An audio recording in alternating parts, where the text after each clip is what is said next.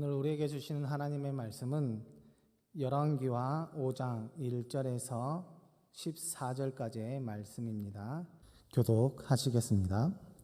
아람 왕의 군대장과 나아만은 그의 주인 앞에서 크고 존귀한 자니 이는 여호와께서 전에 그에게 아람을 구원하게 하셨습니다. 그는 큰 용사이나 나병 환자더라.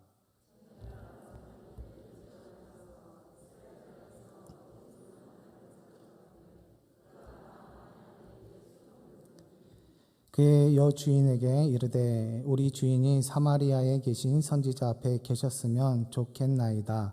그가 그 나병을 고치리이다 하는지라.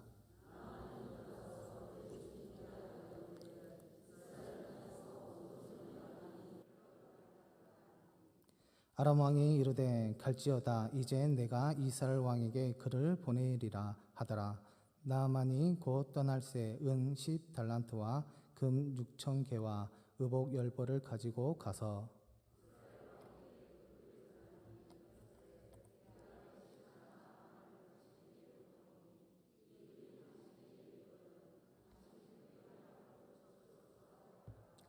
이스라엘 왕이 그 글을 읽고 자기 옷을 찢으며 이르되 내가 사람을 죽이고 살리는 하나님이냐. 그가 어찌하여 사람을 내게로 보내 그 나병을 고치라 하느냐. 너희는 깊이 생각하고 저 왕이 틈을 타서 나와 더불어 시비하려 함인 줄 알라 하니라.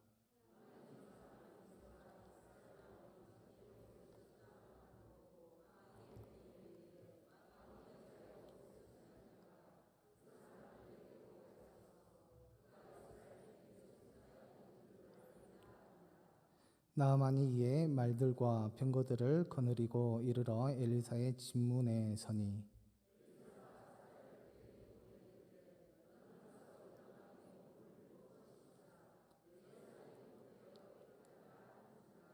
나아만이 노하여 물러가며 이르되 내 생각에는 그가 내게로 나와 서서 그의 하나님 여호와의 이름을 부르고 그의 손을 부,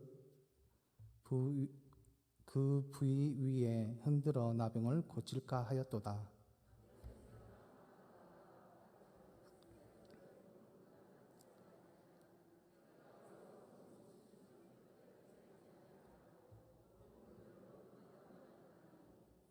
그의 종들이 나와서 말하여 이르되 내 아버지여 선지자가 당신에게 큰 일을 행하라 말하였다면 행하지 아니하였으리이까. 하물며 당신에게 이르기를 씻어 깨끗하게 하라 함이니이까 하니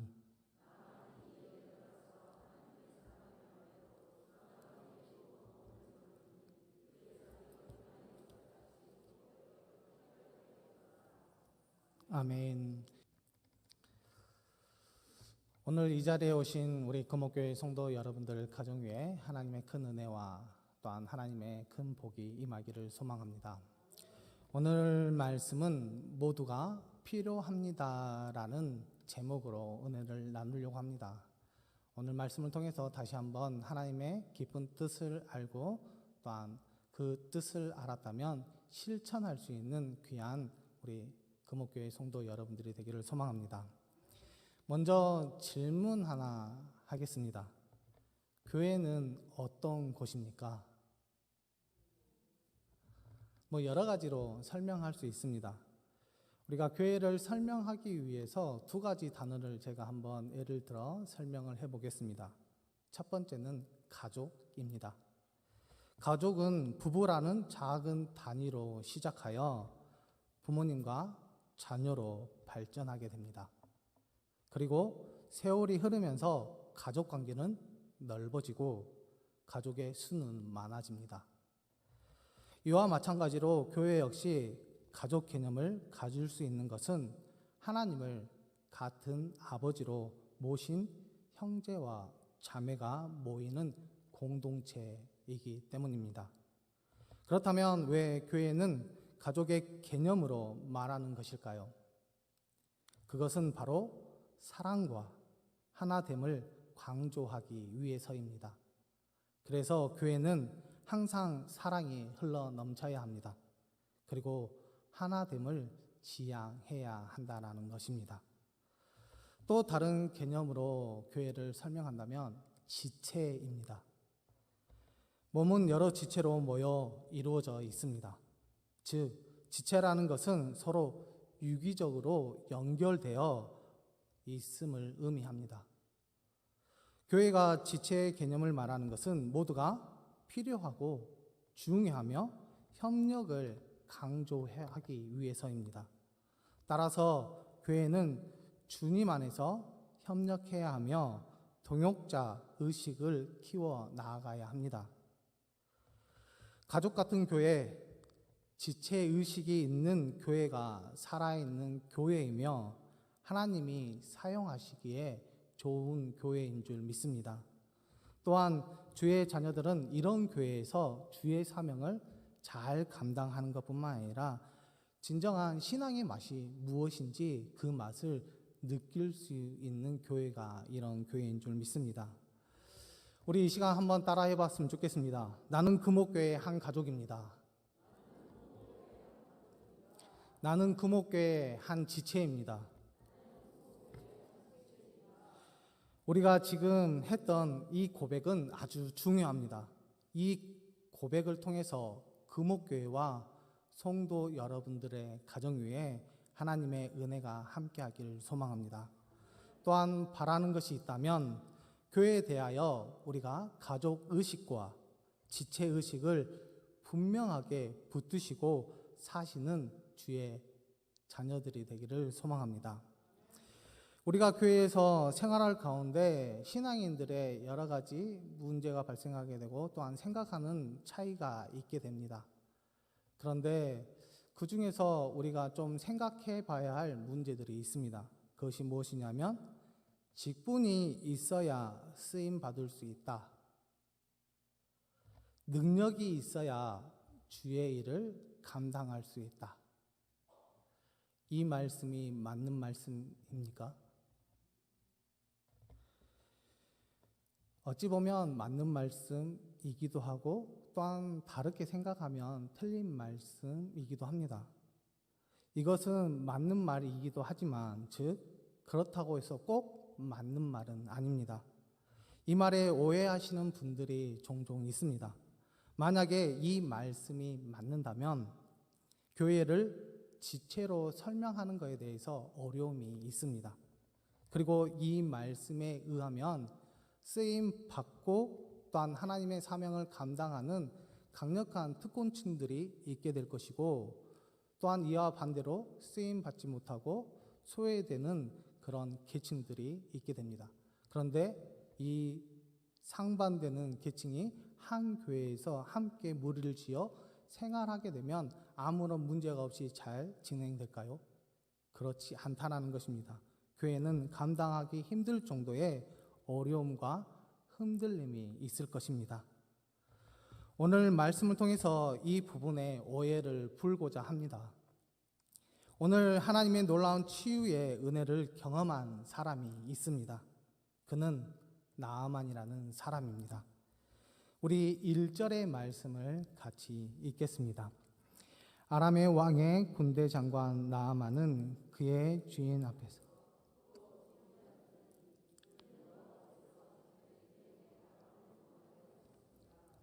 그는 큰 용사이나 나병 환자더라. 아멘. 나아만은 당시에 큰 나라로 성장한 아람 나라의 군대 장관이었습니다. 나라에 큰 공을 세웠기 때문에 그는 왕으로부터 신임을 받았을 뿐만 아니라 그때 당시에 그는 실세였습니다. 즉 권력과 명예, 부와 모든 것을 다 가진 대단한 사람입니다. 그런데 그에게 한 가지 문제가 있습니다. 권력도 가졌고 명예와 부도 가졌지만 해결할 수 없는 육체적인 질병, 바로 나병을 앓고 있었다라는 것입니다. 세상적인 용어로 하면 기적을 바랄 수밖에 없는 상황입니다. 신앙적인 용어로 사용하면 은혜가 아니면 해결받을 수 없는 상황이 지금 나아만의 상황입니다. 만약 성도 여러분들이 이런 상황에 계신다면 어떻게 하시겠습니까? 당연히 하나님을 의지하고 하나님께 간구하실 것입니다. 하지만 나아만은 의외로 무명의 어린 소녀들의 도움을 받게 됩니다. 2절의 말씀입니다. 우리 2절의 말씀을 같이 읽겠습니다. 전에 아람 사람이 떼를 지어 나가서 이스라엘 땅에서 어린 소녀 하나를 사로잡음에 그가 나아만의 아내에게 수종 들더라. 아멘.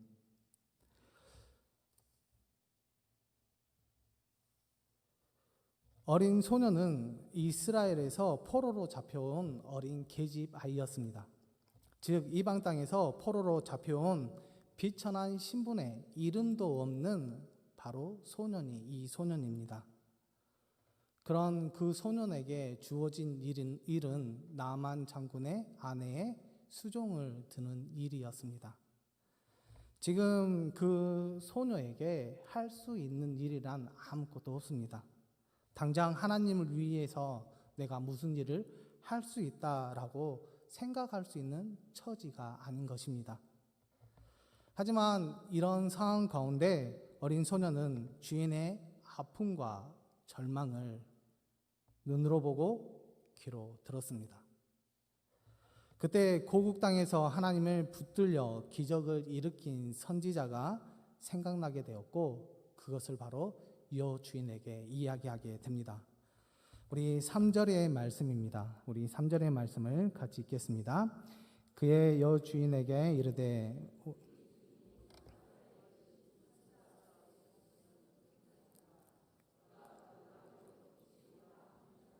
아멘.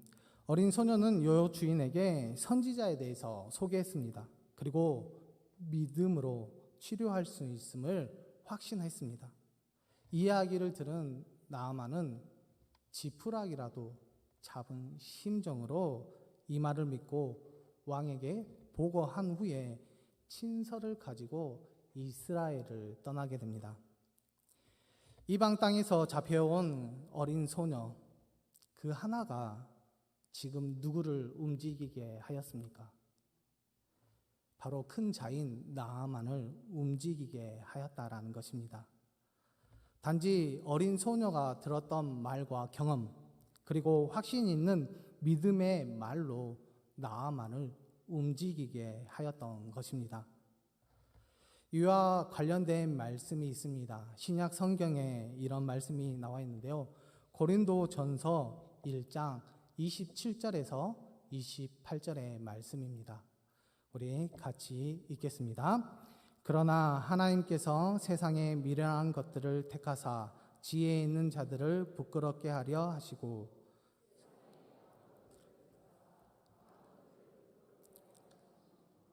하나님께서 멸시받는 것들과 없는 것들을 택하사 있는 것들을 폐하려 하시나니 아멘. 분명하게 말씀하고 있습니다. 세상의 미련한 것들을 택하시고 그것을 가지고 지혜 있는 자들을 부끄럽게 하신다. 그리고 약한 것들을 택하시고 강한 자들을 부끄럽게 하시며 세상에 천한 것과 멸시받는 것, 없는 것들을 택하시어 있는 것들을 폐하신다라고 분명하게 말씀하고 있습니다. 세상적인 관점이 아니라 신앙적인 관점에서 하나님께서 사람들을 사용하시고 쓰신다라는 것입니다. 그래서 신앙의 관점에서 신앙인들은 인생의 역전을 맛보는 것뿐만 아니라 또한 하나님의 은혜를 느끼며 살아갈 수 있는 것입니다. 미련하다고, 약하다고, 없다고, 작다고, 쓰임받지 못한다고 착각하지 마시기를 바랍니다. 내가 만난 하나님, 내가 믿는 하나님은 내가 능력이 있든 없든 상관이 없이 나를 쓰시고 사용하십니다.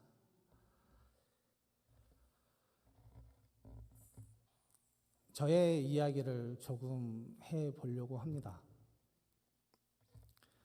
저는 31살에 주님의 뜻이 있어 부르심을 받아 이곳에 서게 되었습니다. 31살 때 하나님의 뜻이 있어 말씀에 순종하였긴 하였지만 그런다고 해서 그 이전에 하나님의 부르심이 없었던 것은 아닙니다. 긴 세월 동안에 하나님의 부르심이 있었고 그것을 세 분의 목사님을 통해서 계속 들어왔습니다. 너는 하나님의 사역자이고 하나님의 사명을 감당할 자이라라고 분명하게 말씀을 들었습니다. 그런데 저는 하기 싫었습니다. 순종하지 않고 싶었습니다.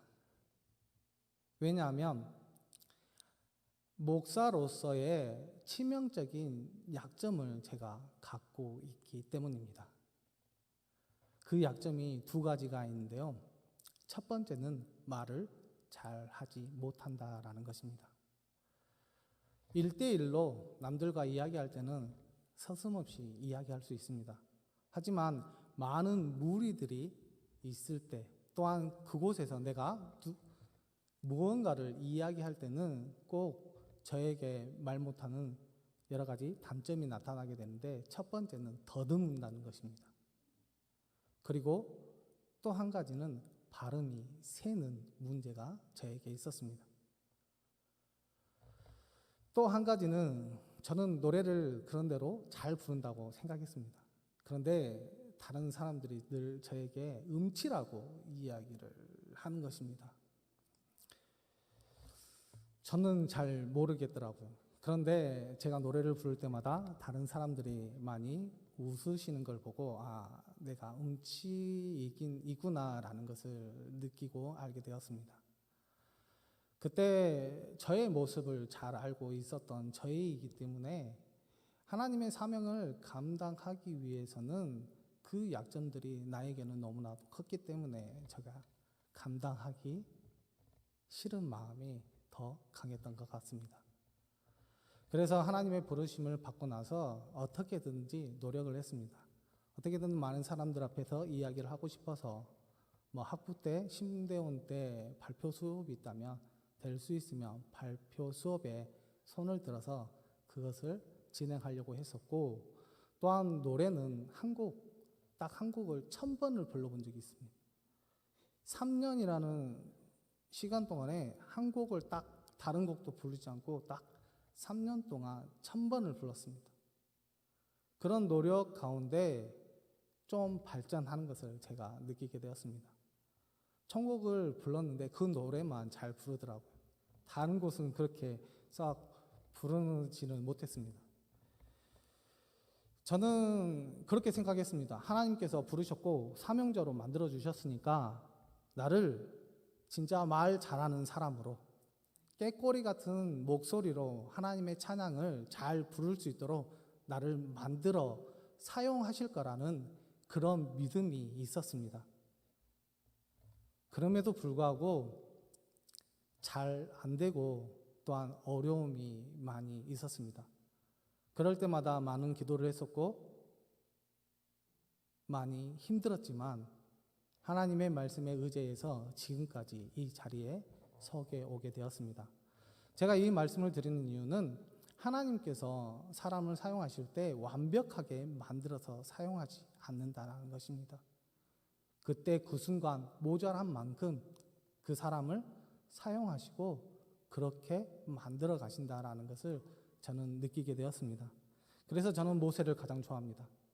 모세가 자신이 말 못하는 사람이라고 했을 때 하나님께서 그에게 말씀하신 것이 있습니다. 네 입을 누가 만들었느냐? 결국은 자신의 그런 단점을 하나님께서 보완해 주시고 하나님의 사명자로 만들어 주신 것 같이 저 또한 언젠가는 하나님께서 진정 우리 많은 성도님들 앞에서 말씀의 은혜도 주고 웃기기도 하고 또한 은혜도 끼치고 또한 말씀을 통해서 다시 한번 삶의 변화가 일어날 수 있는 말씀의 사역자로 나를 쓰시지 않을까 저는 그 믿음을 가지고 지금까지 계속 기도하고 있습니다. 우리 성도 여러분들도 마찬가지입니다. 내가 부족해서 하나님 앞에 쓰임 받지 못한다는 그런 생각보다 내가 부족하지만 하나님께 쓰임 받을 수 있도록 내가 노력한다면 그 과정 가운데 하나님께서 함께해 주시고 가장 큰 자녀로 만들어 주시고 함께해 주실 줄 믿습니다. 그냥 이 모습 이대로 쓰시고 늘 하나님은 사용하고 계심을 늘 기억할 수 있는 우리 금옥교회 성도 여러분들이 되기를 소망합니다. 그리고 이제 나아만의 치료의 두 번째로 사용된 도우미가 있습니다. 그들은 무명의 종들입니다. 나아만 일행이 왕의 친서를 가지고 이스라엘 땅에 도착하게 되었습니다. 그런데요, 이스라엘 나라에 난리가 났습니다. 왜냐하면 나병을 고쳐내라는 아람 왕의 친서를 받고 어찌할 바를 몰랐기 때문입니다. 즉 이스라엘 왕은 아람 왕이 우리 나라를 침공하기 위한 그런 어떠한 그런 계략에 의해서 꾸며낸 것이라고 생각했기 때문입니다. 이 소식을 들은 엘리야는 왕에게 사람을 보내어 이렇게 이야기합니다. 그 나아만이라는 사람을 자기에게로 보내달라고 이야기를 합니다. 그리고 그 이야기를 들은 왕이 나아만을 이 엘리야의 집으로 보내게 됩니다. 엘리사의 집으로 보내게 됩니다. 이때 나아만 장군은 아마 이런 생각을 하게 되었을 것입니다. 지위도 높고 권력과 명예도 있기 때문에 이 엘리사라는 이 선지자가 자신을 반겨줄 거라고 생각했을 것입니다.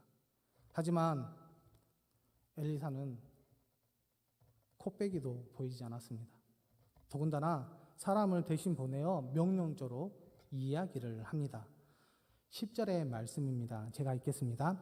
엘리사가 사자를 그에게 보내 이르되 너는 가서 요단강에 몸을 7번 씻으라 내 살이 회복되어 깨끗하리라 하는지라.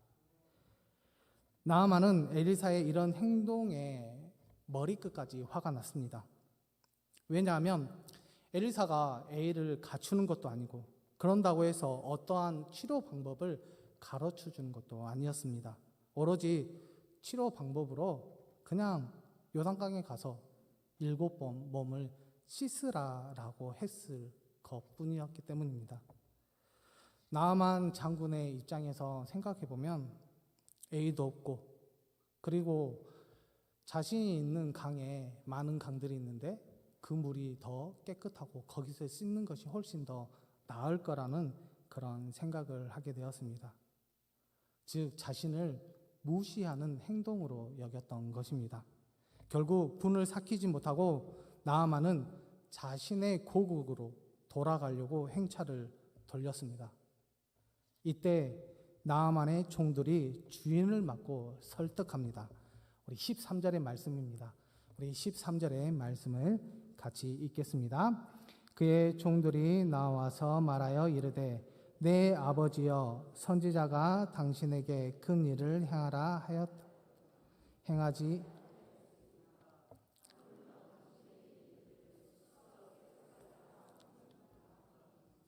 아멘. 지금 사항을 직시하라고 조언하고 있습니다. 아쉬운 사람이 누구인지 깨달으라고 지금 말하고 있는 것입니다. 치료가 된다면 이것보다 더 지저분하고 모욕적인 일을 있더라도 감당해야 되지 않느냐고 그들이 이렇게 조언하고 있는 것입니다. 결국 나아만 장군은 종들의 말을 듣고 요단강에 7번 몸을 씻어 그 몸이 깨끗하게 되었습니다. 나아만에게는 무명의 지혜 있는 종들이 있었습니다. 그들은 사항을 볼 줄 알았고 주인의 처지와 성품을 잘 알고 있었습니다. 그래서 주인을 설득할 수 있었고 주인에게 큰 기쁨을 주며 도움을 줄 수 있었던 것입니다. 잠언 25장 11절의 말씀을 보면 이렇게 나와 있습니다. 경우에 합당한 말은 아로 새긴 은 쟁반의 근 사간이라. 적당한 말과 필요한 말이 정말 요긴하게 사용된다라는 것을 의미합니다. 자신이 처한 상황에서 지혜를 가지고 합당한 말을 하는 것이 바로 쓰임 받는다라는 것입니다. 즉, 어떠한 상황에 따라서 깨달음을 주는 말을 할 수도 있고 용기 주는 말도 할 수도 있으며, 또한 소망과 희망을 갖게 하는 말을 할 수 있는데, 그것이 바로 쓰임 받는다라는 그 의미이다라는 것입니다. 그렇기 때문에 우리가 능력이 없다고, 형편이 없다고, 쓰임 받을 수 없다고 착각하지 않기를 바랍니다. 사랑하는 마음으로 적절한 말을 함으로써 우리는 언제든지 쓰임 받을 수 있습니다. 하나님은 엘리사를 통해 나아만의 육신적인 병을 고쳐주셨습니다. 그리고 이 일로 인해서 인격적으로도 그는 교만에서 겸손으로 바뀌게 되었습니다. 신앙적으로도 하나님을 최고의 신으로 인정하게 되었습니다. 그런데요, 우리가 꼭 기억해야 될 것이 있습니다. 나아만이 엘리사 앞에 서기까지 무명의 두 사람의 역할이 아주 중요했다라는 것입니다. 그래서 하나님께서 엘리사만 쓰셨다라고 말하지 말아야 합니다. 무명의 두 사람과 함께 합력하여 선을 이루게 하신 것입니다. 3일 후면 형충일입니다. 현충일은 개인을 희생하면서까지 나라를 위해 헌신한 분들의 충렬을 드러내어 알리고 추모하는 날입니다.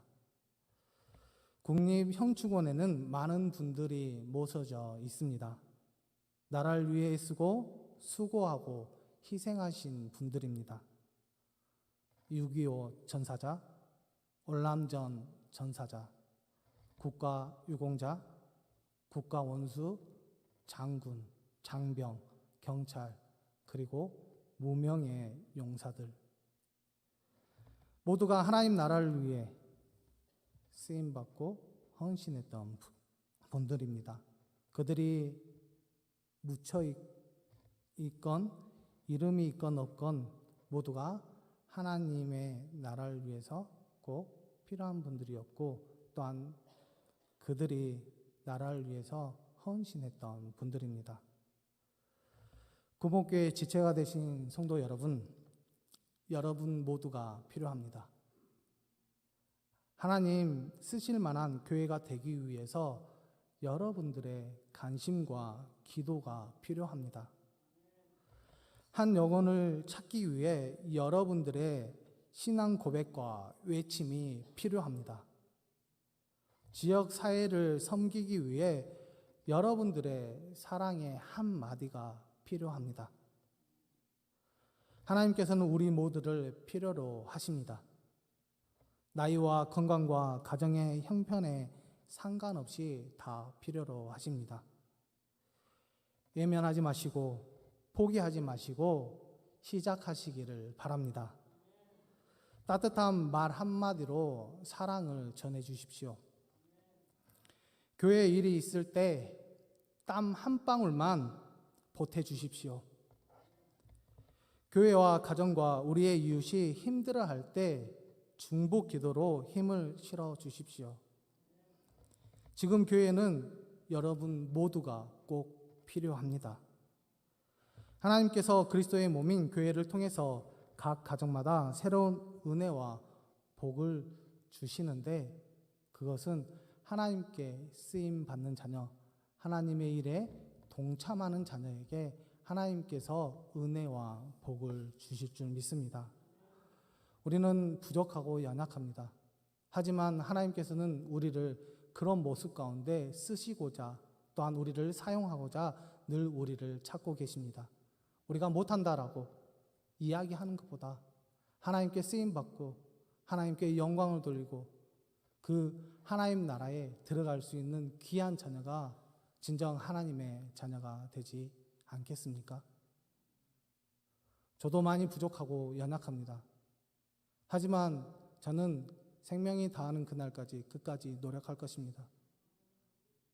하나님께서 나를 부르셨고 선택하셨다라는 그런 믿음이 있기에 저는 하나님 앞에 쓰임 받으려고 노력하고 있습니다.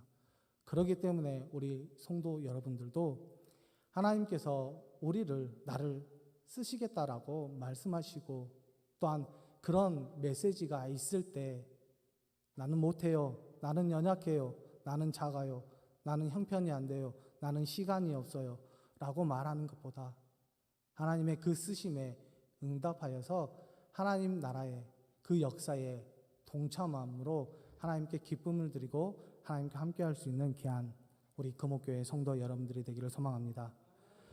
하나님께서 말씀을 통해서 우리를 격려하시는 말씀이 있습니다. 이 말씀을 읽고 설교를 마치겠습니다. 로마서 8장 28절의 말씀입니다. 우리 같이 한 몫으로 읽겠습니다. 우리가 알거니와 하나님을 사랑하는 자 곧 그의 뜻대로 부르심을 입는 자들에게는 모든 것이 합력하여 선을 이루느니라. 아멘. 합력하여 선을 이루시기를 원하는 그 하나님의 그 말씀을 기억하여 언제든지 하나님의 말씀에 순종하며 하나님 앞에 더 가까이 가는 우리 금옥교회 성도 여러분들이 되기를 소망합니다.